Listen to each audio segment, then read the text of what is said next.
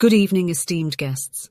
Tonight we delve into the profound wisdom and timeless lessons embedded within my words. Let us embark on a journey of self-empowerment, education, and the pursuit of justice.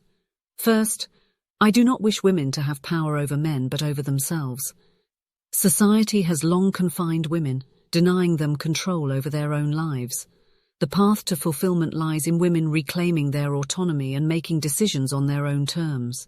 By empowering themselves, women can contribute meaningfully to society and cultivate a life of purpose. Moving on, the beginning is always today. The present moment holds immense power. It is here that we can initiate change, both within ourselves and in the world around us.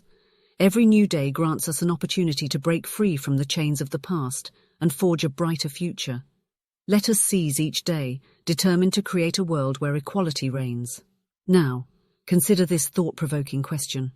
If women be educated for dependence, that is to act according to the will of another fallible being and submit right or wrong to power, where are we to stop? Education should never be a tool to indoctrinate women into submission. It is our duty to provide women with the knowledge and tools to think independently, question authority, and assert their rights. Only then can we dismantle the chains of subjugation and achieve true equality. Furthermore, strengthen the female mind by enlarging it, and there will be an end to blind obedience.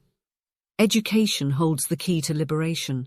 By expanding the intellectual horizons of women, we free them from the shackles of ignorance and subservience. Critical thinking, knowledge, and reasoning enable us to challenge oppressive systems and embrace the power of independent thought. Let us not forget, it is justice, not charity, that is wanting in the world. Genuine equality can only be achieved through justice and fairness. Kindness and benevolence alone are insufficient. We must address the underlying injustices woven into the fabric of society and work tirelessly to create a world where justice prevails for all, regardless of gender. Consider this harsh reality. Taught from infancy that beauty is woman's scepter, the mind shapes itself to the body, and roaming round its gilt cage, only seeks to adorn its prison. Society's obsession with physical appearance restricts women's potential. We must value women for their intellectual and emotional capabilities, rather than confining them within the confines of a superficial ideal.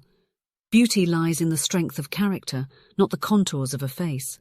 In the pursuit of respect, I love man as my fellow, but his scepter, real or usurped, extends not to me unless the reason of an individual demands my homage, and even then the submission is to reason and not to man.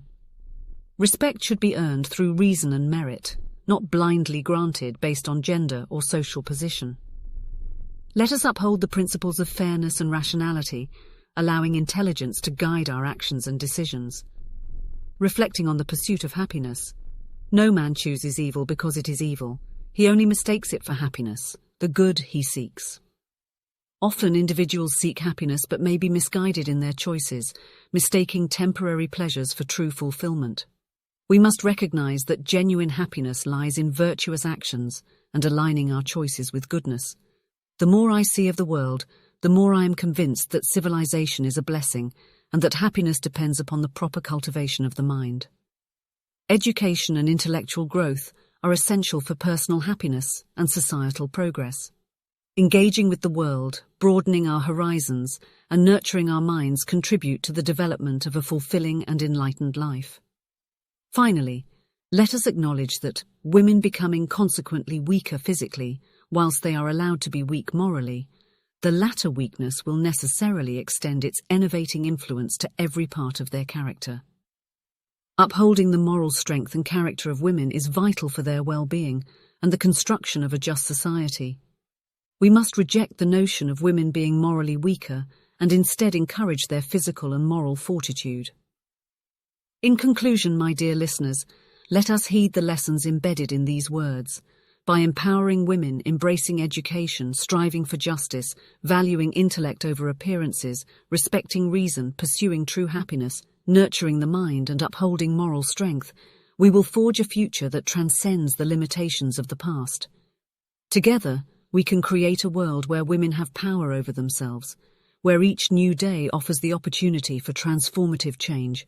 The choice is ours and the time is now.